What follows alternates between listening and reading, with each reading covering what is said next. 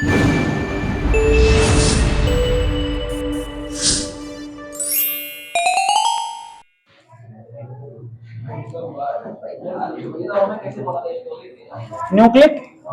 Acid लिख दें, acid से लिखने की कोई जरूरत नहीं है। अब सही बैठो पहले तो देखो तरीका क्या है। ये पैन ही रखना चाहिए आपको इसका।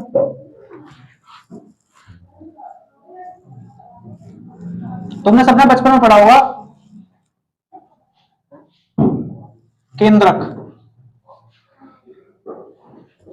क्या बोलते हैं इसको हम? ये सेंटर है किस चीज का? न्यूक्लिक सेंटर है हमारा। यानी कि किसी भी सेल के अंदर जो मेजर पार्ट है वो क्या है? बताओ किसको पता है? किसी सेल यानी कि कोशिका के अंदर कोई मेजर पार्ट क्या है? सबसे मेन पार्ट क्या है सेल के अंदर, कोशिका के अंदर? ये उसका सेंटर है। क्या कहते हैं इसको? पता है क्या कहते हैं इसको? न्यूक्लियस। सुना है? एटम का नाम सुना है? एटम के अंदर भी जो मेजर पार्ट है, सबसे अंदर का मेन का पार्ट, वो न्यूक्लियस है। ऐसे ही किसी भी सेल के अंदर जो पार्ट है वो क्या है? न्यूक्लियस। ऐसा ही है या नहीं है? ऐसा ही है। अब अगर मैं ये कहूं कि सेल के अंदर न्यूक्लियस है, न्यूक्लियस के अंदर कौन है, तो हमें मिलेगा क्रोमोसोम। मैं थोड़ा सा तुम्हें हिस्ट्री के बारे में बता रहा हूं, मतलब इसकी हिस्ट्री थोड़ी सी कि बैकग्राउंड क्या है, कि बेसिकली हमें न्यूक्लिक एसिड पढ़ना क्यों है। इसको बोलते हैं एनए।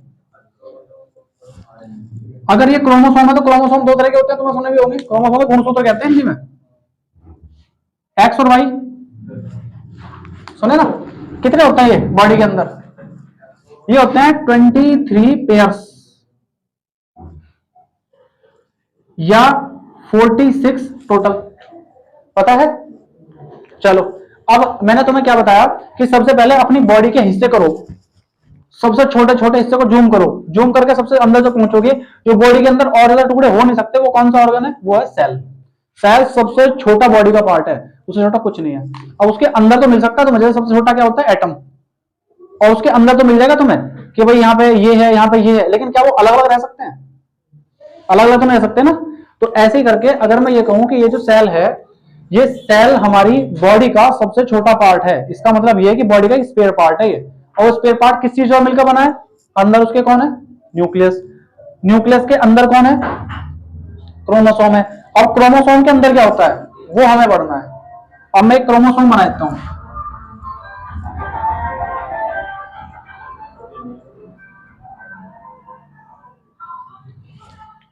ये है एक्स, ये एक्स क्रोमोसोम है। देखा देखा नहीं? मैं देख रहा हूं ना सर, ये क्रोमोसोम बनाया मैंने एक्स। एक वाई भी बना सकते हैं लेकिन हमने एक्स मान लिया। अब अगर एक्स क्रोमोसोम का देखो आधा हिस्सा तो इसका ये है और आधा इसका हिस्सा ये है, तो ये दो क्रोमोसोम मिलकर एक पेयर बनाते हैं, तो ये पेयर है। समझ गए? ऐसे ऐसे कितने होते हैं बॉडी के अंदर? 23 इस तरह के मिलते हैं, 23 एक्स। तो एक्स का मतलब ये है कि उसके अंदर दो पार्ट हैं, एक इधर का एक इधर का। अच्छा, अब अगर इसे कोई क्रोमोसोम को खोल दे, क्रोमोसोम को तुम ये समझो कि ये धागे की जैसा है ना? ये स्ट्रक्चर है। जैसे सेल, सेल कितनी बॉडी के अंदर सेल की लेंथ कितनी होती है पता है किसी को? कोशिका की लंबाई हमारी कितनी होती है? बहुत लंबी होती है। कहते हैं अर्थ के कई सारे चक्कर लगा सकती है, इतनी बड़ी होती है इसकी लेंथ, मतलब बहुत ही बड़ी। छोटे छोटे बच्चों में छोटी होती होगी, जितने बड़े होते चले जाए उतनी लेंथ बढ़ती है। वो सब बॉडी के हिसाब से भी है कि किसी की बॉडी बड़ी है किसी की छोटी है। अब यहाँ पे अगर क्रोमोसोम को हम थोड़ा सा ओपन करें, खोल के देखेंगे क्या मिलेगा, तो मुझे बताओ क्या मिल सकता है यहाँ से?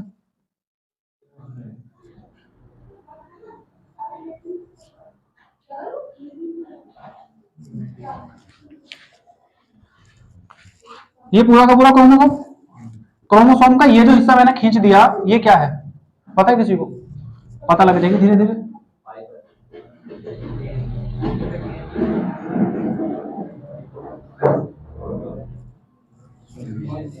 ये हिस्सा क्या है?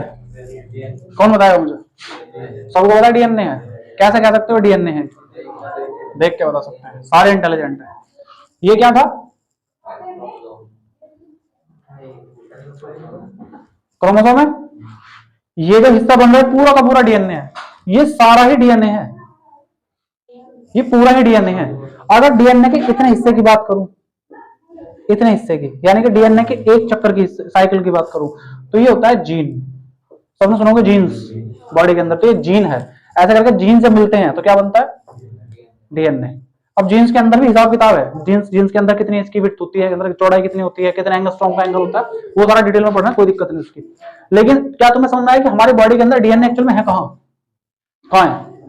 सेल, नसों में, सेल के अंदर न्यूक्लियस, न्यूक्लियस के अंदर क्रोमोसोम्स, जो कि हमारी, तुम्हें जानते होगे बॉडी डिसाइड करते हैं कि जब कोई भी बच्चा पेट में होगा मां के, तो बच्चा होगा या बच्ची होगी, वो डिसाइड करता है क्रोमोसोम्स, पता नहीं था तुम्हें एक्स और वाई का। अब यहाँ पे क्या है, ये उसके अंदर का कैसे डिसाइड होता है भाई, क्रोमोसोम ऐसा नहीं, क्रोमोसोम तुमने एक्स वाई वहां अल्फाबेट डाल दिया अंदर प्लास्टिक के बना के, इनके अंदर भी तो होता है कुछ, ये डीएनए है, डीएनए के अंदर अगर पार्ट देखो तो जीन्स मिलेंगे, जीन्स के अंदर भी होता है बहुत सारा मैटर, लेकिन हमें यहाँ पे अपना लिमिटेड एरिया में पढ़ना है तो हम पढ़ेंगे आज डीएनए। लेकिन समझ में आई होगी शायद डीएनए होते कहाँ है, पूरी बॉडी में डीएनए होते हैं, पूरी बॉडी में। ऐसा कोई जगह है जहां पे सेल ना हो, सब जगह सेल है, तो पूरी बॉडी में। तो तुमने सुना भी होगा कि भाई हमारे, अगर कहीं पर मैं हाथ लगा दूं, अपने फिंगरप्रिंट लगा दूं, तो फिंगरप्रिंट से भी हमारे डीएनए का पता लग जाएगा कि हमारे एक्चुअल में बॉडी के अंदर डीएनए कौन सा था, क्योंकि सबके फिंगरप्रिंट यूनिक होते हैं। कहीं पसीना गिर जाए तो पसीने के अंदर तो हमारा बॉडी का पार्ट है ना, पसीना भी एक तरह से जो बॉडी के अंदर से निकला है, तो वहां भी हमारे डीएनए होंगे उसके अंदर भी। कहीं पे हम बाल छोड़ दें अपने, तो भी उससे पता लग जाएगा हम कौन है, डीएनए हमारा पता लग जाएगा। तो ये सब बातें तुम्हारे दिमाग में रहनी चाहिए कि डीएनए एक्चुअल में होता क्या है। तो डीएनए समझ में आया कि मिलता कहां है बॉडी के अंदर। ये क्या है, ये लाइन से नहीं दिख रही तुम्हें, जिनसे मिलकर बना है, इनको क्या बोलते हैं, इनको बोलते हैं न्यूक्लियोटाइड। क्या बोलते हैं, न्यूक्लियोटाइड। तो न्यूक्लियोटाइड ये भी है, और जो नीचे वाले है ना ये भी न्यूक्लियोटाइड है। तो न्यूक्लियोटाइड आपस में होती है, उनके बीच में जो बनते हैं, ये कौन है, ये जो बन रहे हैं इनके बीच में, ये है H बॉन्ड। और इस न्यूक्लियोटाइड पे कौन उपस्थित होता है उसको हम बाद में पढ़ेंगे, न्यूक्लियोटाइड एक्चुअल में क्या होती है। कि डीएनए है क्या, न्यूक्लिक एसिड अभी लिखा था मैंने, न्यूक्लिक एसिड कहां मिलता है, न्यूक्लियस में, नाम ही क्या है इसका, न्यूक्लिक एसिड। तो न्यूक्लिक एसिड दो तरह का होता है, डीएनए डीऑक्सीराइबो न्यूक्लिक एसिड और आरएनए। क्या मतलब है इसका, डीऑक्सीराइबोज न्यूक्लिक एसिड, और ये क्या होगा, ये होगा राइबोज, ये राइबोज से बनता है न्यूक्लिक एसिड, आरएनए। डीएनए में एन कैपिटल बना दूं ताकि पता लगे इनके इनिशियल्स लिए हमने, डीएनए आरएनए। और जो डीएनए है, डीएनए से हमें स्ट्रक्चर बनानी है, वो बनानी है डबल स्टैंडर्ड। डबल स्टैंडर्ड का मतलब होता है जिसमें डबल डबल स्ट्रक्चर से बॉन्ड बनती हो। और जो आरएनए है उससे भी स्ट्रक्चर बनानी है। बेसिकली हमें जो कंपोनेंट लेने हैं वो लेने हैं न्यूक्लिक एसिड के। यानी कि न्यूक्लिक एसिड हमारा किससे मिलकर बनता है, न्यूक्लिक एसिड मिलकर बनता है तीन चीजों से। ऐसे तीन है जिनसे हमें न्यूक्लिक एसिड बनाना है। पहला तो न्यूक्लिक एसिड के कंपोनेंट, यानी कि हमें लिखना है कंपोनेंट्स, तत्व, न्यूक्लिक एसिड के तत्व, यानी कि कंपोनेंट्स। न्यूक्लिक एसिड किन से मिलकर बना है, नंबर एक, ये मिलकर बना है पेंटोज शुगर से। देखो इसको हिंदी में लिखना मुझे कोई स्पेशल चीज नहीं लगती, कैसे मैं हिंदी में लिखूं इन सब चीजों को। जब इंग्लिश का नाम है तो इंग्लिश में लिखना चाहिए, तुम्हारे मन है तुम्हें हिंदी में लिखना है लिख लियो, मैं तो हिंदी में लिखने का नहीं, क्योंकि इनको सब इंग्लिश में बोलेंगे तो इंग्लिश लिखेंगे। पेंटोज शुगर, शुगर जानते हो सब, यहाँ पे शुगर का मतलब शर्करा है, चीनी का नहीं है, यानी कि ये एक मोनोसैकेराइड है। पेंटोज शुगर यहाँ पे एक मोनोसैकेराइड है, और बेसिकली मोनोसैकेराइड भी नहीं है, पेंटोज शुगर के यहाँ दो ही रूप है, एक तो है राइबोज, मतलब मोनोसैकेराइड ही है, और एक है डीऑक्सीराइबोज, डीऑक्सीराइबोज। ये 2-डीऑक्सीराइबोज होती है, 2-डीऑक्सीराइबोज। ये जो राइबोज है ये 2-डीऑक्सीराइबोज है। ये दोनों के दोनों ही अपने आप में क्या है, मोनोसैकेराइड है। मोनोसैकेराइड पता है सभी को क्या होती है, बताओ मुझे।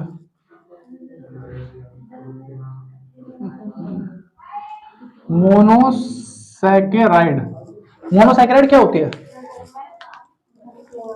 मोनोसैकेराइड वे है जो अगर हम पानी में घोल दें तो वे और ज्यादा नहीं टूट सकती, क्योंकि वो मैक्सिमम टूट ही चुकी है।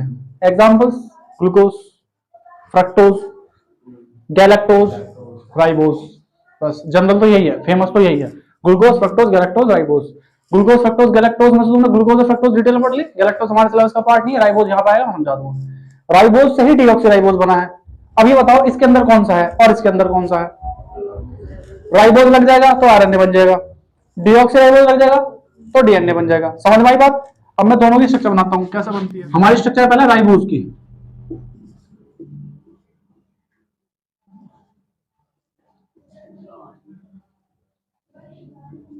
H O H H O H H O H CH2OH H। ये स्ट्रक्चर किसकी है? राइबोज नहीं है।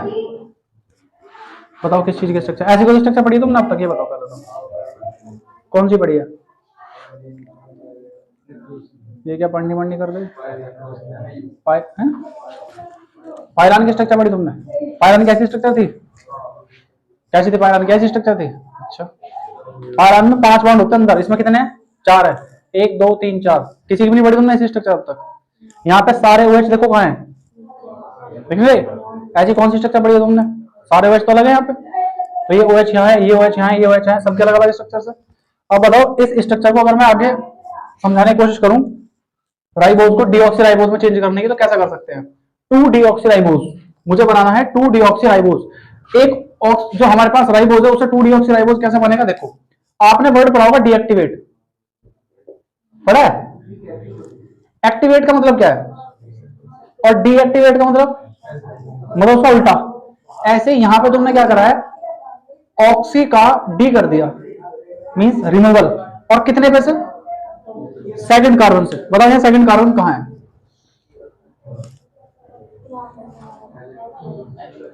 यहां अच्छा, पता नहीं, बता दो कहां है। यहाँ है फर्स्ट, यहाँ है सेकंड, यहाँ थर्ड, यहाँ फोर्थ और ये फिफ्थ। 5 कार्बन होता है राइबोज में। पेंटोज नाम क्या है इसका? पेंटोज शुगर, मतलब बात चल रही है मोनोसाइक्राइड की, और मोनोसाइक्राइड में कौन सा? राइबोज। पेंटोज राइबोज में होता है बस, जो सब में 6 होते हैं, सबने पढ़ा है फॉर्मूला C6H12O6। सभी का फॉर्मूला ये, ग्लूकोज का, गैलेक्टोज का और फ्रक्टोज का। अब यहाँ पे जो ये स्ट्रक्चर है, इसमें फर्स्ट कार्बन हमारा ये है, सेकंड कार्बन ये है। अब इस सेकंड कार्बन पे क्या लगा हुआ है? ऑक्सीजन लग रहा है, ऑक्सीजन। इस पे से ऑक्सीजन हटा दो तो क्या स्ट्रक्चर बनेगी? सेकंड कार्बन से ऑक्सीजन हटाने के बाद आपकी स्ट्रक्चर कैसी बनेगी?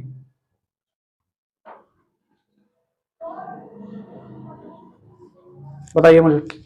ऊपर क्या आएगा? H, नीचे OH, सेकंड पे H और नीचे भी H रहेगा, क्योंकि हमें ऑक्सी हटाना है, केवल ऑक्सी, OH नहीं हटाना, O हटाना है बस। फिर उसके बाद यहाँ पे H है, यहाँ OH, H, CH2OH। क्लियर है तक?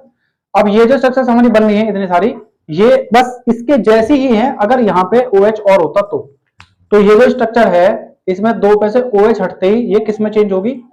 ये चेंज होगी आपकी 2 डीऑक्सीराइबोज। और यही क्या बनाती है? बड़ी होकर DNA।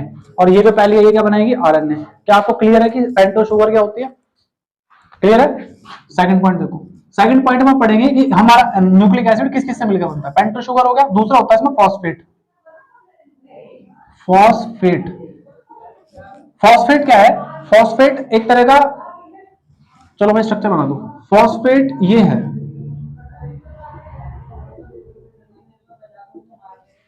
एक तरह का ग्रुप ऑफ, एक तरह का कंपाउंड है, और कंपाउंड में भी क्या है? 3 तो OH है और 1 डबल बॉन्ड है। ये फॉस्फेट है। बताओ इसका टोटल फार्मूला क्या बना? PO4H3, PO4H3, ये हमारा फॉस्फेट का फार्मूला है, फॉस्फेट। इसके बाद थर्ड पॉइंट किसका होता है? इस पूरे फॉस्फेट को हम P बोल सकते हैं, बात ध्यान रखना, P बोल सकते हैं। अगर शॉर्टकट में लिखना हो तो P बोल सकते हो। उसके बाद किसकी बात आती है? फिर बारी आती है हमारी नाइट्रोजनस बेसिस। नाइट्रोजनस बेसिस, इसे लिख सकता हूं मैं हिंदी में नाइट्रोजन क्षार। नाइट्रोजन क्षार मतलब ये नाइट्रोजन के बेस होते हैं। कितने बेस होते हैं? 5। टोटल नाइट्रोजन के 5 बेस होते हैं। 5 बेस कौन कौन से हैं? एडेनिन, ग्वानिन, साइटोसिन, ये साइटोसिन लिखा मैंने, साइटोसिन, थाइमीन, और एक होता है यूरेसिल। ये 5 है टोटल। तो इनको हम शॉर्ट में कैसे लिखेंगे? एडेनिन को ए लिखेंगे, गुआनिन को जी लिखेंगे, साइटोसिन को सी लिखेंगे, थाइमिन को टी लिखेंगे और यूरेसिल को यू लिखेंगे। इस तरह हम इनको सबको इनिशियल्स में शॉर्ट फॉर्म करके लिख देंगे। इनमें से नाइट्रोजनस बेसिस में से डीएनए के अंदर कौन कौन से मिलते हैं और आरएनए के अंदर कौन कौन से मिलते हैं? जो भी डीएनए या आरएनए वो 4 से मिलकर बनता है। 5 में से 4 तो डीएनए ले लेगा और 5 में से 4 आरएनए। डीएनए के अंदर कौन कौन से होते हैं? ए, टी, जी और C. Adenine, thymine, guanine, cytosine. और आरएनए के अंदर कौन कौन से होते हैं बताओ? एडेनिन, यहां पे यूरेसिल एक्स्ट्रा आएगा, किसके प्लेस पे? टी हट के, ये जो टी है ना यहाँ पे, ये हट जाएगा और यहाँ पे आ जाएगा यूरेसिल, और ये जी और सी एज इट इज रहेंगे। चेंज होगा तो केवल एक में होगा और वो है हमारा टी को हटा के यू। थाइमिन बस ऊपर वाले में होगा और यूरेसिल बस नीचे वाले में होगा। 3 कॉमन है। 3 कॉमन कौन कौन से हैं? ए, जी और सी। ए, जी, सी कॉमन रहेंगे। टी आ जाएगा तो डीएनए हो जाएगा, यू आ जाएगा तो आरएनए हो जाएगा। वैसे स्ट्रक्चर में और ज्यादा डिफरेंस है और भी, लेकिन नॉर्मल डिफरेंसेस तो ये है। फॉस्फेट दोनों में कॉमन है, आरएनए हो चाहे डीएनए हो, एक ही स्ट्रक्चर बनेगी। फॉस्फेट ये है, डीएनए होगा तो 4 मिलकर बनाएंगे उसको, आरएनए होगा तो ये मिलकर बनाएंगे। कहां बनाएंगे, कैसे बनाएंगे, सब समझाऊंगा। ये जो स्ट्रक्चर है ये हमारी डीएनए बनाती है बड़ी होकर, ये स्ट्रक्चर हमारी आरएनए बनाती है। इसको मैंने राइबोज लिख दिया तो इसको भी लिख दूं मैं, ये 2-डीऑक्सी राइबोज है, 2-डीऑक्सी राइबोज, ये वाली, ये राइबोज थी। अब देखो जो डीएनए आरएनए में है, इनमें कुछ कुछ समझ में आ रहा है कौन कौन यूज होगा। एक और बात, अगर कहीं पे आपकी पेंटोज शुगर है, पेंटोज शुगर, पेंटोज क्यों कहते हैं बताओ जरा? 5 कार्बन है। पेंटोज शुगर के साथ अगर आप नाइट्रोजनस बेस लगा दो, N2 बेस, N2 बेस कोई सा भी फर्क नहीं पड़ता, कुछ भी, इनमें से 4 लगा दो, 5 लगा दो, 1 लगा दो, नाइट्रोजनस बेस होना चाहिए। तो अगर पेंटोज शुगर नाइट्रोजनस बेस के साथ मिलती है कभी भी, तो ये क्या बनाएगी? ये बनाएगी आपकी न्यूक्लियोसाइड, न्यूक्लियोसाइड, पेंटोज शुगर। और अगर हम pentose sugar plus nitrogenous base और प्लस फॉस्फेट भी लगा दें तो इसको क्या बोलते हैं? जो मैंने तुम्हें वहां लिखवाया था थोड़ी देर पहले, क्या लिखाया था? किससे मिलकर बना होता है डीएनए?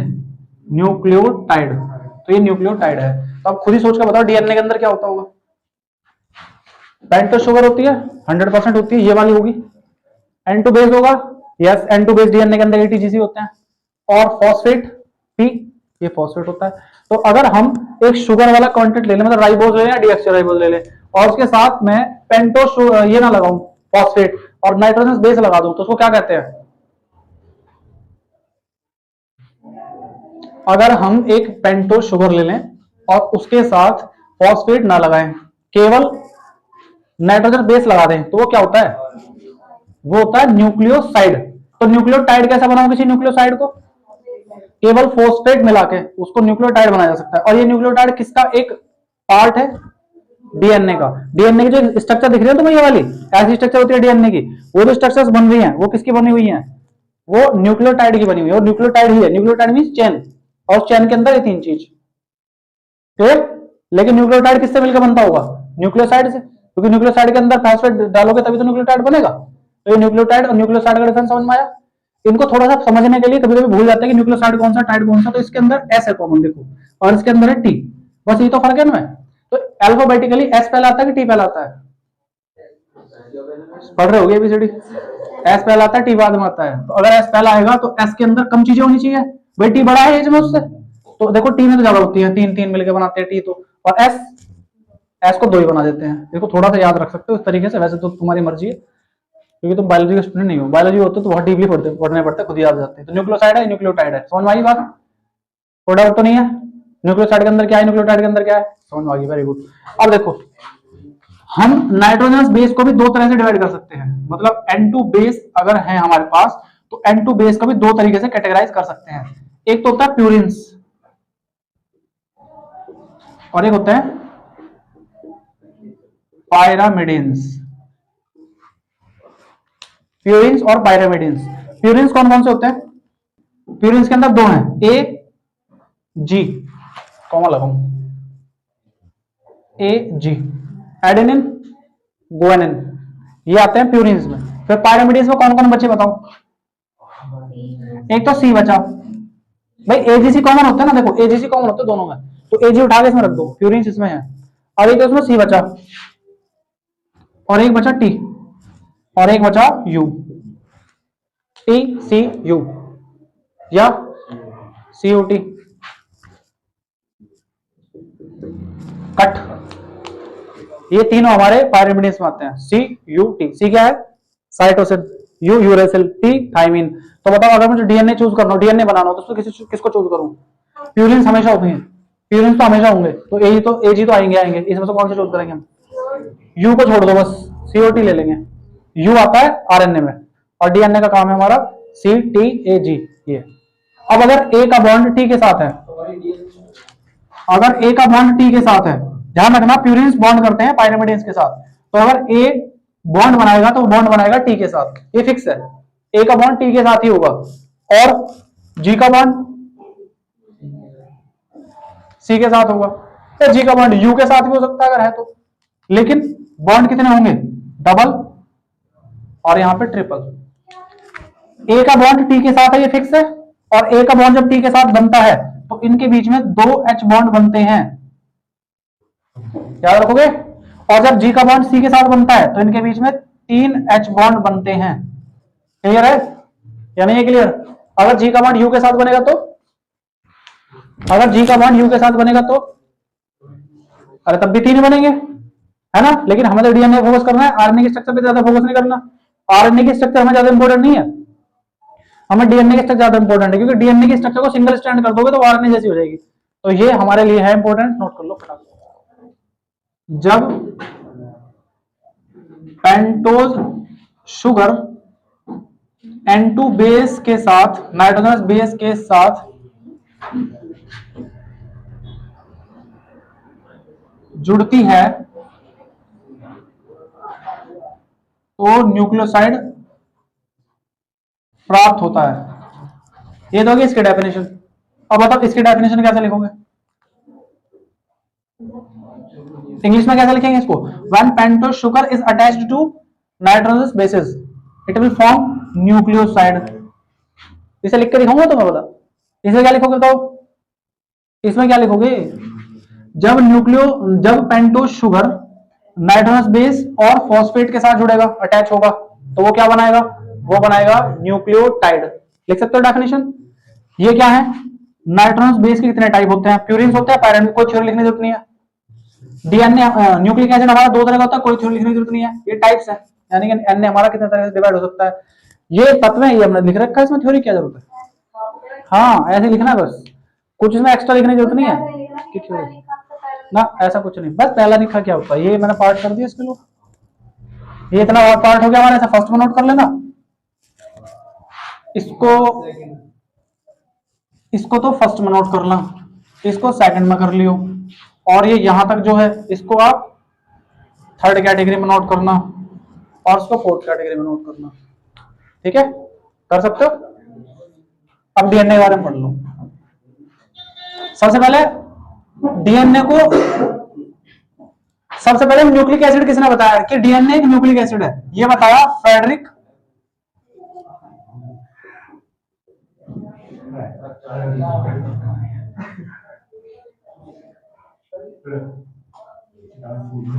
Friedrich Miescher. इन्होंने बताया कि डीएनए एक न्यूक्लिक एसिड है। सुन रहा है? नाम हमें किसने दिया? जेकैरिस ने दिया। जेकैरिस एक साइंटिस्ट, इन्होंने बताया कि डीएनए है। फिर डीएनए की स्ट्रक्चर किसने बताई? ये शायद सबको पता होगा। डीएनए की स्ट्रक्चर को बताया वॉटसन एंड क्रिक ने। Watson and Crick, Watson and Crick का मॉडल है जिसको हम वॉटसन एंड क्रिक मॉडल बोलते हैं, और उससे पता लगती है कि डीएनए की स्ट्रक्चर में कैसी है एक्चुअल में। तो मैं तुम्हें समझाता हूं डीएनए की स्ट्रक्चर कैसी है। देखो, सबसे पहले थोड़ा सा बैकग्राउंड जानते हैं। ये पेंटोज शुगर है, और एक पेंटोज शुगर किससे मिलकर जुड़ी हुई है? एक पेंटोज शुगर जुड़ी हुई है, यहां क्या है ऊपर? H, OH। यहां पे OH नहीं है, H है। बताओ मैंने ऐसा क्यों लिखा? क्योंकि 2 डीऑक्सी राइबोज लेंगे हम, डीएनए बना रहे हैं ना, इसलिए यहां हो जाएगा CH2OH और नीचे हो जाएगा H। क्लियर है? अगर इसका पेंटोज हमें जोड़ना है इसके साथ, तो पेंटोज हमेशा जुड़ता है कार्बन 5 पे। कार्बन 5 कहां है? 1 2 3 4 और ये 5th कार्बन है। 5th कार्बन पे आपका पेंटोज जुड़ता है हमेशा, तो ये पेंटोज है और ये जुड़ेगा यहां 5th कार्बन के साथ। क्लियर है बात? 5th कार्बन का OH जाएगा इसके साथ, 5th कार्बन का OH जाएगा इसके साथ, और जब यहां से इसका H हटेगा और इसका OH हटेगा तो आउट क्या होगा? यहां से क्या आउट होगा? H2। और ये जो बॉन्ड बनेगा सिंथेसिस होके, ये बॉन्ड क्या बनेगा? इस बॉन्ड को बोलते हैं फॉस्फोडाइस्टर बॉन्ड। फॉस्फोडाइएस्टर, इसमें 2 एस्टर बनते हैं बॉन्ड के अंदर, लेकिन तुम्हें इतना डिटेल में नहीं पढ़ना। ये फॉस्फोएट के बीच में बनता है, इसलिए फॉस्फोएट डाइएस्टर, 2 बार इसमें एस्टर बनता है डबल, तो वो फॉस्फोएस्टर बॉन्ड होगा। फॉस्फोडाइएस्टर बॉन्ड ये वाला जो फॉस्फेट और इसके बीच में बना। इसका OH कहां गया? इसके H के साथ आउट। क्लियर? अब इधर आ जाओ, जो इसका C1 है उस C1 के साथ कौन अटैच होता है? C1 के साथ हमेशा अटैच होगा आपका N2 बेस, नाइट्रोजनस बेस। और नाइट्रोजनस बेस जब जुड़ता है किसी के साथ भी, तो वहां भी उसके और कार्बन के बीच में बॉन्ड बनता है। ये किस किस के बीच में बॉन्ड बना? C5 एंड फॉस्फेट के बीच में बॉन्ड बना या नहीं? ये बॉन्ड किसके बीच में बना? C1 और नाइट्रोजनस बेस के बीच में। और इसका नाम क्या होता है इस बॉन्ड का? ग्लाइकोसाइडिक लिंकेज, ग्लाइकोसाइडिक बंध। इसे कहते हैं ग्लाइकोसाइडिक है हिंदी में भी, ग्लाइकोसाइडिक बॉन्ड। और जो ग्लाइकोसाइडिक बॉन्ड है किस किस के बीच में बन रहा है तुम्हें पता होना चाहिए। किस किस के बीच में बन रहा है? C1 and nitrogenous base, C1 और नाइट्रोजनस बेस के बीच में बना है ग्लाइकोसाइडिक लिंकेज। बात क्लियर है या नहीं है? ये जी मत समझ लेना, C1 है। समझ में बात? मैं कहीं पे तुमसे बोलूं कि ग्लाइकोसाइडिक बॉन्ड क्या होता है, तो आपको पता होना चाहिए ग्लाइकोसाइडिक बॉन्ड बनता है पेंटोज शुगर के कार्बन फर्स्ट और नाइट्रोजनस बेस के बीच में। वैसे ग्लाइकोसाइडिक लिंकेज और भी जगह बनता है। ग्लाइकोसाइडिक लिंकेज अगर शुगर को हम बना रहे हैं, शुगर के साथ बहुत सारे बॉन्ड जोड़ते हैं, शुगर शुगर शुगर या लैक्टोज माल्टोज के साथ, तो उनसे जाके बनते हैं फिर बड़ी बड़ी स्टार्च वगैरह। और जब स्टार्च बनती है तो उनके बीच में ग्लाइकोसाइडिक बॉन्ड है, लेकिन उससे तुम्हारा भी यहाँ पर खास मतलब नहीं है। तुम्हारा मतलब यहाँ पे होना चाहिए ग्लाइकोसाइडिक लिंकेज हमारे C1 और N2 बेस के बीच में बनेंगे। अरे बात समझ में? या डाउट है कुछ? वो सिलेबस से बाहर है, उसके बाद हम पार्ट में पढ़ना भी नहीं। अब ये कैसे जुड़ेगा वो समझ लो। ये स्ट्रक्चर बहुत सारे बॉन्ड्स आपस में जोड़ जोड़ के बनती है।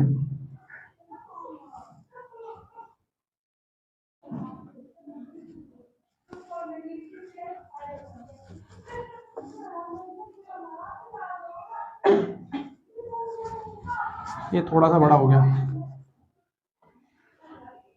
देखो ये मैंने 3 बना दिए। क्या है ये? Pentose sugar. 3 पेंटोज शुगर में बॉन्डिंग भी होगी। और मुझे बताते चले जाना कि मैं कहां क्या लगाऊं। बताओ क्या लगेगा यहां, जल्दी फटाफट। यहां पे क्या होगा? H। यहां क्या होगा? OH। H H H और यहां OH होगा, यहां CH2 होगा, और CH2 के साथ कौन होगा? OH होगा। अब यहां देखो क्या होगा, अगर हम यहां पे क्या होगा? यहां OH होगा, यहां H है, यहां पे H है, यहां पे CH2। मैं OH नहीं बना रहा, यहां पे CH2 OH सब जगह है वैसे। ये H है, ये H है, OH H OH H H H H H OH H और OH। क्लियर है सारा? यहां अगर बॉन्ड बनाना हो तो बॉन्ड कैसा बनेगा? यहां पर आप एक H हटा दीजिए, एक H यहां से हटा दो और एक H यहां से हटा दो, तो अब यहां एक चीज जुड़ सकती है। और वो कौन जुड़ेगा? वो जुड़ेगा नाइट्रोजनस बेस, यानी कि यहां पे आपका जुड़ा होगा N2 बेस। समझ आई बात? जो ये CH2 है, इसने अपना OH कहां भेज दिया बताओ? इसने अपना OH हटा दिया यहां से, तो वो जो OH हटा है बेसिकली वो इसके H के साथ हट गया, यहाँ पे फॉस्फेट के साथ। और यहाँ पे लिंक कौन होगा बीच में? फॉस्फेट। और वो किसके साथ जुड़ गया? CH2 के साथ। तो CH2 और यहां से H हटा और ये जुड़े किसके साथ? फॉस्फेट के साथ। और फिर फाइनल किसके साथ बॉन्ड बना लिया? CH2 के साथ। समझ में आई बात? ये जो CH2 है ये एक्चुअल में किसके साथ जुड़ रहा होगा? फॉस्फेट के। फॉस्फेट ऊपर, ये हटा दूंगा सब कुछ, ये तो नोट कर लिया होगा ना तुमने, कर लोगे बाद में कर लियो। तो ये किससे जुड़ेगा? ये फिर से एक रिंग से जुड़ जाएगा। तो ये अपना ऐसी बॉन्डिंग बनती रहेगी इसकी और जुड़ते रहेंगे। अब बताओ इसके साथ क्या हुआ, ये जो OH है ये भी नीचे जुड़ेगा किसके साथ, बताओ किसके साथ जुड़ेगा ये OH, अरे OH किसके साथ जुड़ेगा, फॉस्फेट के साथ, फॉस्फेट किसके साथ जुड़ेगा, फिर से CH2 के साथ जुड़ेगा एक के और, ये नहीं जुड़ेगा, अच्छा कौन सा जुड़ेगा, ये वाला, ये किसके साथ बॉन्ड बनाएगा, और ये क्लियर। तो अब ये बताओ मुझे कौन कौन से बॉन्ड बना रहे हैं, first carbon, second carbon, third carbon, fourth carbon और फिफ्थ, यहां पे फिफ्थ कार्बन बॉन्ड बना रहा है, इधर से फ्री कौन सा है, इधर से ये कौन सा फ्री कर रखा मैंने, फोर्थ, फोर्थ कार्बन में फॉस्फेट जुड़ा हुआ है, इधर से कौन सा कार्बन है, ये N है, क्लियर है। तो यहाँ जो हमें दिख रहा है, यहां से हमारा कौन सा कार्बन है, ये जो ये दिख रहा है, ये वाला थर्ड कार्बन, जो नीचे है वो कोने पे है, यानी कि कॉर्नर पॉइंट पे कौन है, थर्ड कार्बन, और ऊपर वाला कौन सा है, जरा ये बताना, ये फिफ्थ कार्बन है, देखो इसका फिफ्थ तो कार्बन है ये, और ये इसका थर्ड कार्बन है, तो हम इसको बोलते हैं थर्ड प्राइम। ये जो कॉर्नर पे पॉइंट होते हैं, क्या वो ऐसा कुछ नहीं करना, लेकिन कॉर्नर पॉइंट है ना, इसका स्टार्टिंग पॉइंट है यहाँ पे, तो अगर मैं इसको देखूंगी ये कौन सा पॉइंट है, तो ये हमारा थर्ड पॉइंट है, और इस कार्बन को हम बोलते हैं थर्ड प्राइम, जो कॉर्नर पॉइंट होते हैं उनको हम प्राइम बोलते हैं, प्राइम, कि ये कहां से स्टार्ट है, तो ये जो हमारा पॉइंट है ये थर्ड प्राइम है, और ऐसे करके जहां पे ऊपर वाला लास्ट है, देखो टिका हुआ कहां है, बताओ कौन से पे टिका हुआ है, ये इस पर, इस पे तो टिका हुआ है, इसमें से अगर हम इसको देखेंगे ये वाला लेफ्ट वाला, तो लेफ्ट वाला क्या होगा, थर्ड प्राइम, और ये कौन सा होगा, सेकंड प्राइम, लेकिन सेकंड प्राइम इसलिए होगा काउंट क्योंकि इसके साथ एक और स्ट्रक्चर बनेगी अभी, और ये उसमें इन्वॉल्व हो जाएगा, तो साइड में कौन सा बचेगा, थर्ड तो बचेगा ना, तो इसलिए थर्ड प्राइम है। और ये जो ये कार्बन है ये कौन सा है, इसको बोलते हैं फिफ्थ प्राइम, ये थर्ड प्राइम है, फिफ्थ प्राइम है। अब इस स्ट्रक्चर को ऐसे पलट दो, इस स्ट्रक्चर को ऐसे पलट दो, बिल्कुल कैसे पलटोगे बताओ, N2 ही रहेगा, N2 ही रहेगा तीनों में, इसके साथ कौन जुड़ेगा, ये ऊपर वाला नीचे, नीचे वाला ऊपर हो जाएगा बिल्कुल, तो यहां स्ट्रक्चर कुछ ऐसी हो जाएगी, ऐसे करके बिल्कुल उल्टा, जस्ट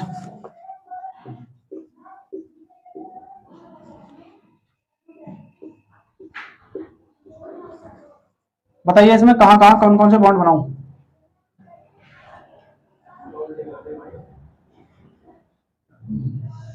इसमें यहां की तो कोई जरूरत नहीं है, नीचे बनेगा बस, यहाँ दो बनेंगे, यहाँ एक बनेगा, यहाँ दो बनेंगे,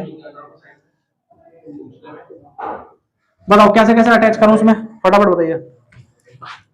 यहाँ पे क्या होगा, यहाँ पे क्या होगा, कहां कहां क्या क्या होगा, ये वाला कोड उधर पहुंच जाएगा, फर्स्ट कार्बन कहां है, इसको देखो फर्स्ट कार्बन कहां है, फर्स्ट कार्बन ये है, सेकंड देखो यहाँ पे क्या है, फर्स्ट, सेकंड, थर्ड, फोर्थ और ये फिफ्थ, यहाँ पे देख के बताओ, अगर ये फर्स्ट है तो सेकंड कहां है, देखो बॉन्ड किस किस के बीच में बन रहा है, फर्स्ट और फोर्थ के, तो यहाँ अगर ये फर्स्ट है तो फिर ये फोर्थ होना चाहिए ना, तो ये 1 2 3 4 ऐसा होगा, और पांचवा कार्बन हमारा कहां होगा, 4 के बाद, यानी कि यहां मिलेगा आपको CH2, समझ में आई बात, ये कौन सा कार्बन है, ये फिफ्थ कार्बन है। अच्छा इस फिफ्थ कार्बन के साथ फोर्थ कार्बन पे क्या है, फोर्थ कार्बन पे जुड़ा हुआ है फॉस्फेट, या नहीं जुड़ रहा, फॉस्फेट है ना, यहाँ देख लो व्हाट्सएप, यहाँ फॉस्फेट है, और फॉस्फेट किसी और के साथ बॉन्ड बना रखा है। थर्ड पे क्या है, थर्ड पे इनसाइड क्या है H, और आउटसाइड क्या है OH, सेकंड में देखो क्या है H H, फर्स्ट पे क्या है OH, यहाँ OH आ जाएगा, समझ में आई बात। अच्छा इनको फटाफट बता दो मुझे, सेम ही सेम होगा, रिपीटेशन होंगे, ये OH है, ये क्या करेगा, कुछ भी नहीं, इसके साथ अपना बॉन्ड बना लेगा, ये दूसरा वाला बॉन्ड बनाएगा इसके साथ, ये किसके साथ बॉन्ड बनाएगा, ये बनाएगा पहले तो फॉस्फेट के साथ बॉन्ड, यहाँ पे होगा फॉस्फेट, दिख रहा है ना, फिर फॉस्फेट देखो, fourth carbon, fifth carbon, fifth carbon क्या बना रहा है, फॉस्फेट, तो फिफ्थ कार्बन इसका भी तो है ये, इसका फिफ्थ कार्बन क्या कर रहा है, फिफ्थ कार्बन उसके फोर्थ कार्बन के साथ, यानी कि दूसरे वाले के फोर्थ कार्बन के साथ फॉस्फेट बॉन्ड नहीं बना रहा क्या, तो ये आके यहाँ बॉन्ड बना रहा है इसके साथ, अब इसका लिए इसके साथ बॉन्ड बनाएगा, दूसरा बॉन्ड किसके साथ बनेगा, P, यहाँ पे पहले CH2 बनेगा, CH2, और CH2 किसके साथ बॉन्ड बनाएगा, फॉस्फेट के साथ, और फॉस्फेट यहाँ पे लिंक होगा, ये क्या है नीचे वाला बताओ, अरे फिर से CH2 है, और CH2 फिर फॉस्फेट के साथ बॉन्ड बनाएगा, ये किसके साथ बॉन्ड बना लेगा। अच्छा इनको देखो जरा, इनके साथ क्या है, ये OH है, ऊपर देखो ऐसे, यहाँ पे H है, यहाँ पे OH है, OH H OH, यहां तक बात समझ में आई या नहीं आई, ये स्ट्रक्चर में और इस स्ट्रक्चर में क्या फर्क है, ये फर्क है कि यहाँ पे जो कार्बन दिख रहा है ये कार्बन हमारा फिफ्थ प्राइम है या नहीं है, और ये कौन सा कार्बन है, यहाँ पे जो हमें दिख रहा है ये वाला कार्बन, भाई फिफ्थ ये जो हमारा कार्बन है ये इधर P जुड़ा हुआ है, उधर किसी का फिफ्थ होगा, लेकिन हमारा यहाँ पे क्या है, जो यहाँ पर केस हो रहा था, जो यहाँ का केस है, तो ये थर्ड प्राइम है, यहाँ पे फिफ्थ नहीं मिलेगा हमें, तो ये जो कार्बन है ये हमारा है थर्ड प्राइम। तो आपको क्या दिख रहा है इस स्ट्रक्चर को देख के? ये दिख रहा है मुझे तो कि ये स्ट्रक्चर इस स्ट्रक्चर के पैरेलल नहीं है, ये दोनों स्ट्रक्चर्स आपस में एंटी पैरेलल हैं। क्या है ये? एंटी पैरेलल, यानी कि पैरेलल तो है लेकिन उल्टे तरीके से पैरेलल है, तो इनको बोलते हैं हिंदी में प्रति समानांतर।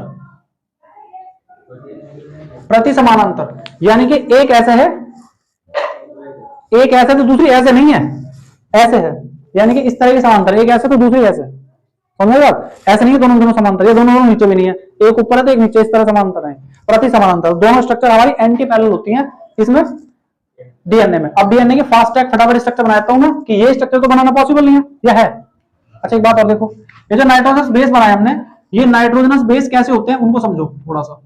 यहां पे हमें नाइट्रोजनस बेस जोड़ने, तो नाइट्रोजनस बेस इसके पास भी होगा, इसके पास भी होगा अपना, और इसके पास भी। सपोज मैंने इसके पास बना दिया ए, तो वो बॉन्ड किसके साथ बनाएगा? यहाँ पे क्या होना चाहिए? यहाँ पे होना चाहिए टी, क्योंकि ए और टी का बॉन्ड बनता है, डबल बॉन्ड बनता है इनके बीच में। अगर यहाँ पे जी है तो यहाँ क्या होना चाहिए? सी, और इनके बीच में कैसा बॉन्ड होना चाहिए? ट्रिपल। अगर यहाँ पे ए है तो यहाँ पे टी, वो तुम्हारी मर्जी है, तुम ए टी जी सी में से कौन सा, लेकिन हाँ ए का टी के साथ, जी का सी के साथ बॉन्ड बनेगा डीएनए के स्ट्रक्चर में, और जी का यू के साथ बॉन्ड कहां बनेगा? जब आपकी आरएनए की स्ट्रक्चर होगी, लेकिन वो इस तरह बॉन्ड नहीं होगी, डबल स्ट्रैंड नहीं होती, वो आरएनए की स्ट्रक्चर डबल स्ट्रैंड नहीं होती, डीएनए की होती है। तो जी का यू के साथ बॉन्ड बना, वो रेयर केस है कि बनेगा कहीं। तो ये हमारा एटीजी से इस तरह बॉन्ड होते हैं, इसी स्ट्रक्चर को, इस स्ट्रक्चर को एच बॉन्ड बनने की वजह से, इनके बीच में एच बॉन्ड बन जाते हैं। ये स्ट्रक्चर ऐसे थी ना, ऐसे, ये वाली ऐसे, ये रिकॉइल हो जाती है। तो मैं जब इसका वो करूंगा ना, इसको एडिट करूंगा, तो मैं साइड में वो लगा दूंगा इसकी पिक्चर। तो मैं स्टेयरकेस देखी होंगी, सीढ़ियां ऐसी देखिए जो ऐसे घूम के जाती हैं नीचे से ऐसे, तो वो ऐसे चलती हैं स्पाइरल फॉर्म में, है ना? तो वो जो स्पाइरल फॉर्म में जा रही है ना सीढ़ी, तुम्हारे किसी के पास रफ होगी, उस पर स्पाइरल है किसी के पास? स्पाइरल नोटबुक है किसी के पास? नहीं है। तो वो जो बुक वो होती है ना, जीना, सीढ़ियां ऊपर जाती हैं, तो अगर मैं उसको जीने के ऊपर खड़ा हूं तो जस्ट मेरे नीचे भी कोई आदमी खड़ा होगा, ऐसा करके गोल गोल होती है, तो ऐसे ऊपर, तो ऐसे बिल्कुल इस फॉर्म में, शेप में ये चेंज हो जाता है, यानी कि ऐसे एंटी पैरेलल सीधी सीधी रहती, ये ऐसे बदल जाती है। तो तुमने अगर देखा है, अभी फिलहाल हमारे लिए ऐसी बनी है स्ट्रक्चर, ऐसी बनी ना, इसी को घुमा दो तो ये कैसे घूम कर लगेगी? ऐसा में दिखेगी तुम्हें कुछ, तो इसके बीच में देखो ये बन जाएंगे, ये स्टेयरकेस की फॉर्म में आ जाएगी, और ये क्या बन जाएगा? ये डीएनए बन जाएगा। आ रही बात समझ में कि नहीं आ रही बात समझ में? तो बस यही हमारा डीएनए होता है। अब ये मैंने बना, इसको मिटा दूं, अब मैं इसके डीएनए की स्ट्रक्चर बना रहा हूं, और उसके बारे में कुछ मेन जो पॉइंट्स हमारे वे लिख लेंगे। सबसे पहला,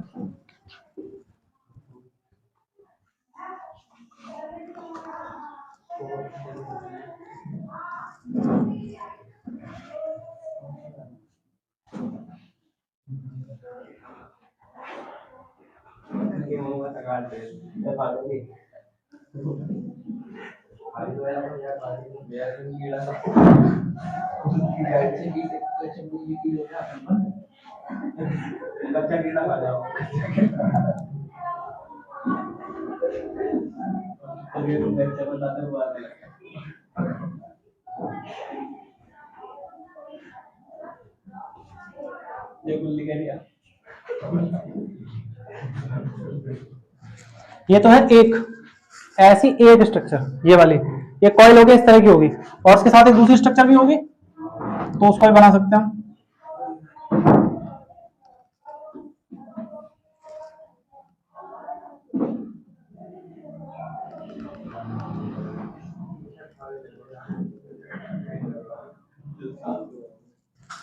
तो ये जो मैंने दो स्ट्रक्चर्स बनाई हैं, कुछ समझ में आ रहा है कहां पे क्या हो रहा है?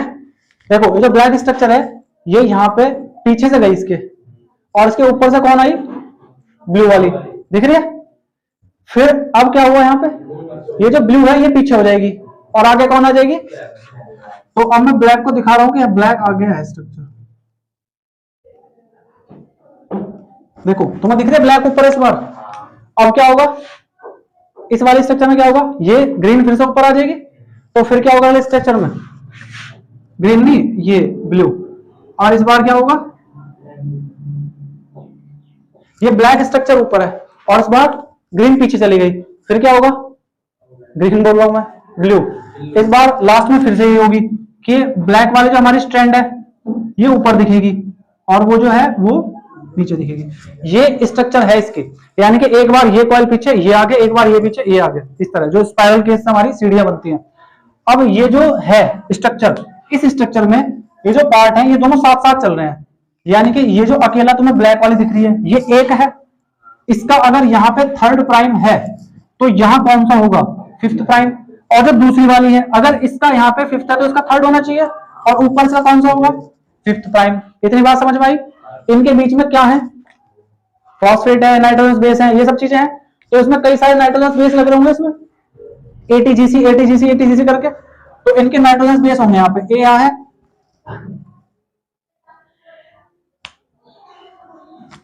तो यहाँ टी होगा, यहां लिख दिया मैंने टी, यहां लिख दिया ए, यहां लिख दिया ए है तो टी होगा, टी है तो ए होगा, यहां जी लिख दिया, जी है तो यहाँ पे सी होगा, सी है तो जी होना चाहिए, ए है तो टी होना चाहिए, इस तरह का।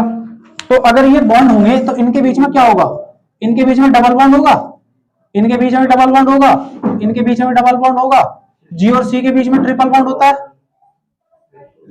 और यहाँ पे डबल बॉन्ड। अब इस पूरी स्ट्रक्चर में ये बनाने की जरूरत नहीं है तुम्हें, अब क्या बना सकते हो तुम, यहां भी कोई होगा, यहां भी कुछ ना कुछ होगा, मान लो यहाँ पे टी है तो यहाँ पे लिख दिया मैंने ए, तो इनके बीच में भी यहाँ पे डबल बॉन्ड हो जाएगा। अब ये स्ट्रक्चर देखोगे, अगर गौर करोगे तो ये ऐसे थी, ये पलट के फिर ऐसे होगी। अब क्या होगा, यहाँ पे एक बॉन्ड आ जाएगा और वो बॉन्ड यहाँ पे बनता चला जाएगा आगे तक, फिर ये स्ट्रक्चर ऐसी बन जाएगी, फिर यहाँ आ जाएगा, फिर ये ऐसे हो जाएगा, फिर ये ऐसे हो जाएगा,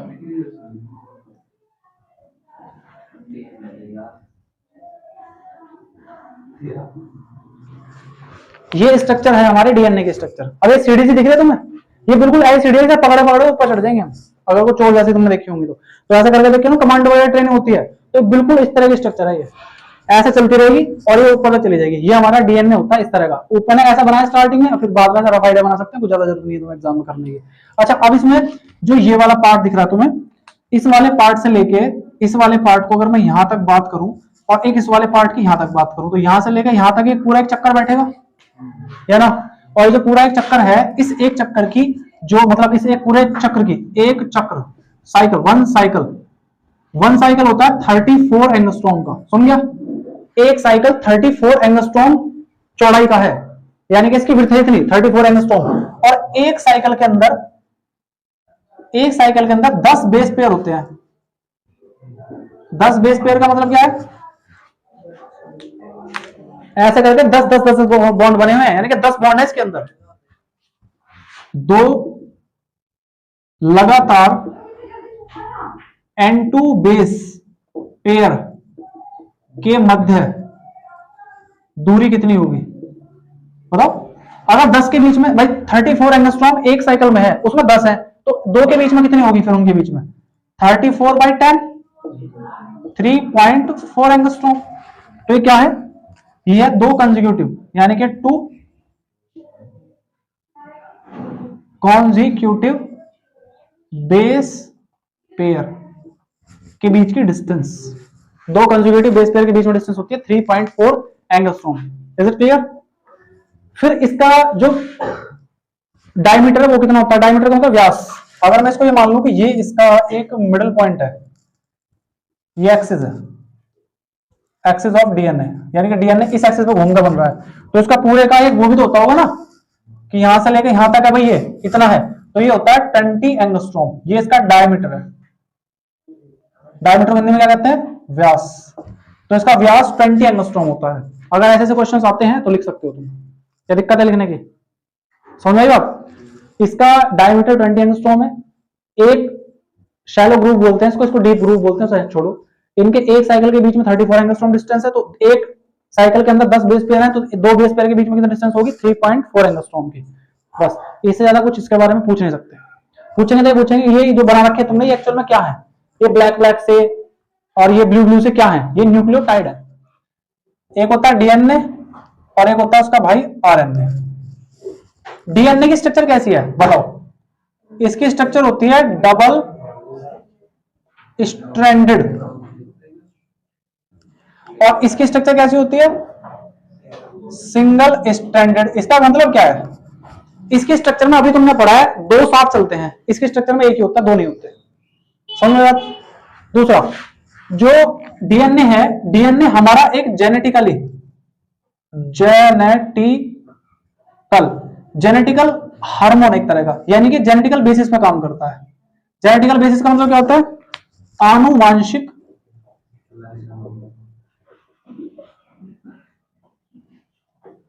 आनुवांशिक आधार है इसका, और ये आनुवांशिक आधार नहीं होता, यानी कि ये ऐसा नहीं है। ये समझ रहे तुम?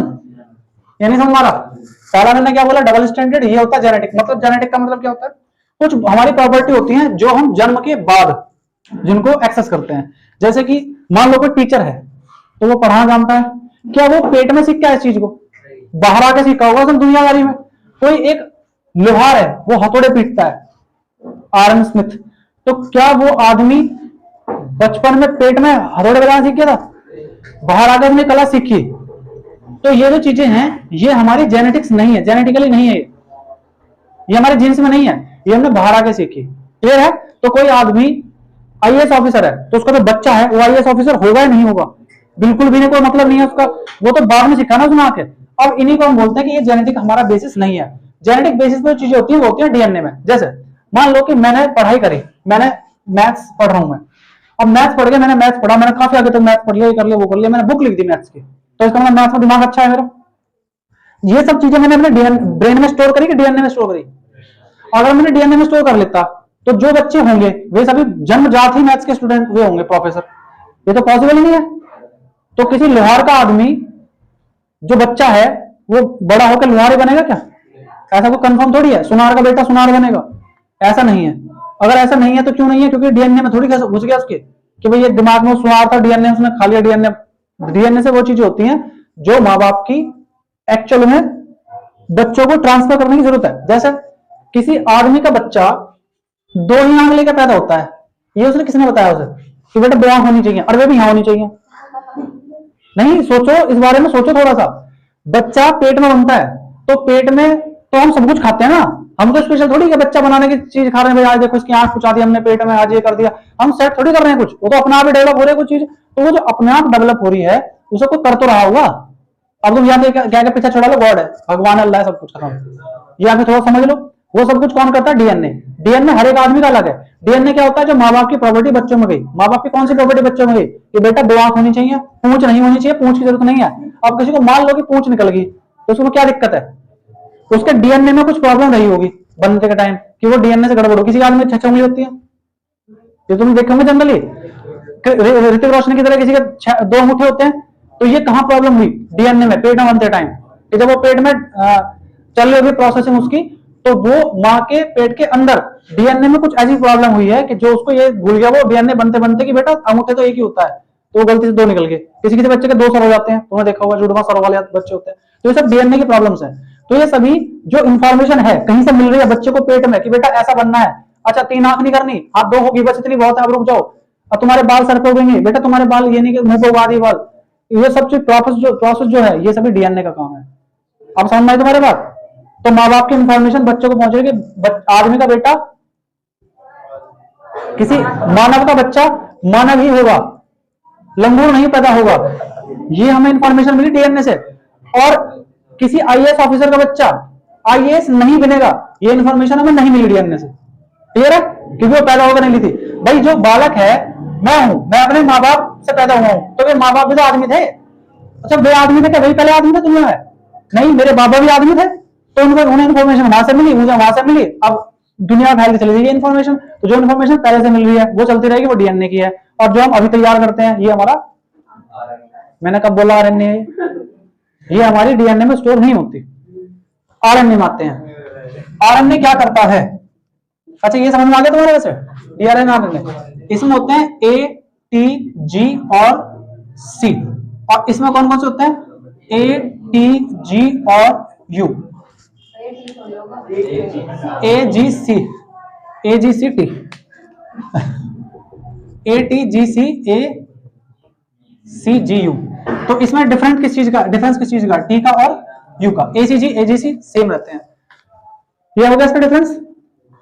जो आरएनए है, अब थोड़ा सा उसके बारे में हम डिस्कवर करते हैं। भाई बात ना करो। आरएनए पहली बात तो 3 तरह के होते हैं, पता होना चाहिए तुम्हें। आरएनए होते हैं 3 तरह के, कौन कौन से? एक तो होता है, बता देना किसी को पता हो तो, मैसेंजर आरएनए। इसका पूरा नाम क्या है? मैसेंजर। मैं हिंदी में नहीं लिखूंगा क्योंकि इसे हिंदी में लिखने का मतलब नहीं है। दूसरा होता है टीआरएनए, ये क्या है?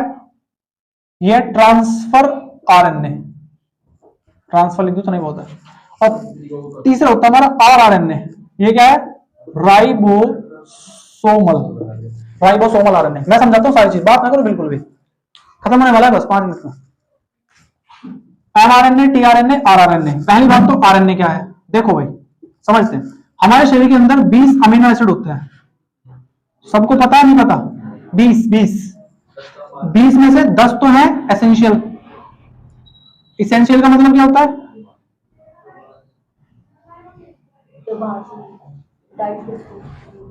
एसेंशियल का मतलब होता है आवश्यक हिंदी में, और ये होते हैं अनावश्यक। अब बताओ जरा 10 एसेंशियल कौन कौन से? जो हमारी बॉडी के अंदर जनरेट नहीं होते, सिंथेसिस नहीं होते, इनको हमें डाइट से लेना पड़ता है, तो इनको हम क्या बोलते हैं? एसेंशियल बोलते हैं। और जो हमें डाइट से नहीं बोलते, हमारी बॉडी के अंदर सेल्फ सिंथेसिस हो जाते हैं, सेल्फ सिंथेसाइज्ड, ये कौन से होते हैं? ये होते हैं अनावश्यक, नॉन एसेंशियल। कल पढ़े थे 10 ऐसे 10 ऐसे, टोटल 20 है। 20 अमीनो एसिड हमने खाए। भाई देखो खाने में तुम ऐसा कर दोगे, ऐसा कर दो, ये अमीनो एसिड ऐसा है, ऐसा खाते हो तुम खाना। एक टुकड़ा लिया मुंह में, इस साइड में इस टुकड़े का इतना भाग। इनकी पहचान, किस चीज की पहचान बताओ? अमीनो एसिड की पहचान, आइडेंटिफिकेशन ऑफ, ये कौन करेगा? ये करेगा कौन सा आरएनए?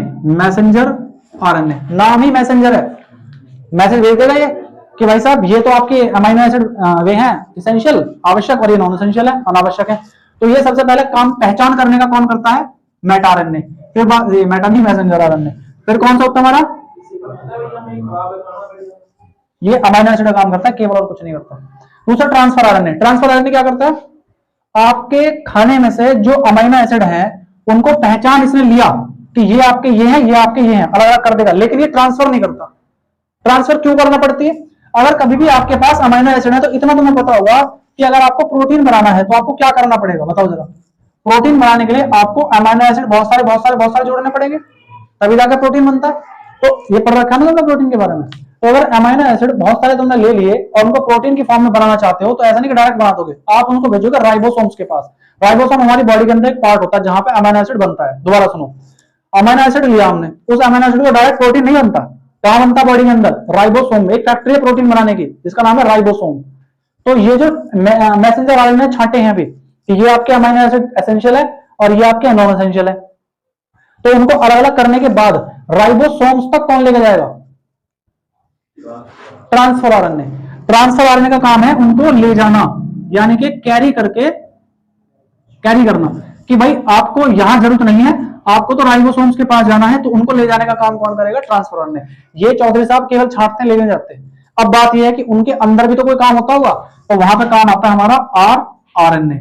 ये कौन से आरएनए है? जो राइबोसोम्स के ही हैं, यानी कि राइबोसोमल आरएनए। ये राइबोसोम से पहुंच जाएंगे, राइबोसोम से पहुंचने के बाद इनका प्रोटीन कौन बनाएगा? इनका प्रोटीन बनाएगा आरआरएनए। यानी कि ये अमीनो एसिड को फाइनली किसमें चेंज कर देता है? प्रोटीन के अंदर। समझ में बात आई? तो सबसे पहले कौन काम होता है हमारे? Messenger RNA. ये कहां भेज देगा अमीनो एसिड को? ट्रांसफर आरएनए के पास। ट्रांसफर आरएनए कहां भेज देगा अमीनो एसिड को? राइबोसोमल आरएनए के पास। और राइबोसोम क्या कर देगा उसका? उस अमीनो एसिड का बना देगा प्रोटीन। समझ गए बात? ये प्रोसेस चलती है हमारी आरएनए की सारे के सारे में। तो आरएनए क्या है हमारे शरीर में करने वाले? आरएनए हमारी बॉडी में क्या करते हैं? प्रोटीन बनाते हैं आरएनए हमारे शरीर में, और कुछ नहीं करते। तो आरएनए का बेसिक काम क्या है? Formation of protein. इसे हम क्या कहेंगे हिंदी में?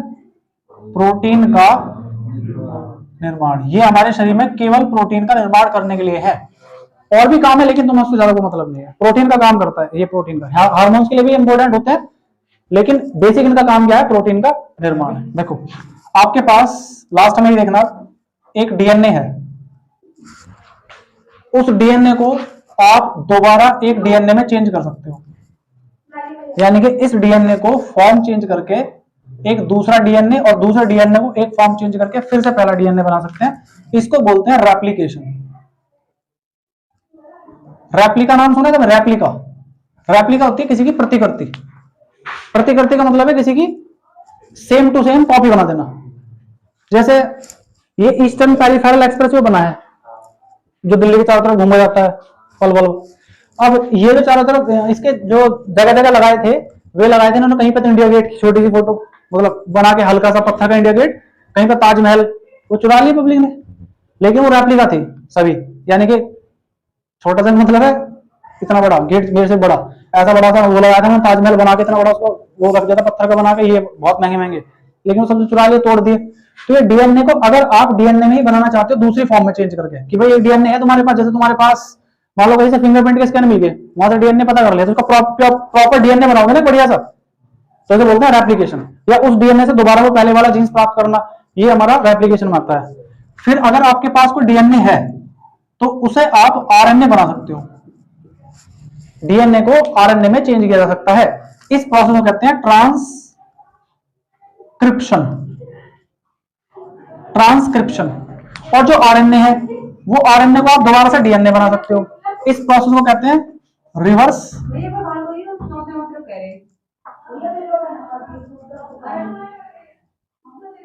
Reverse transcription.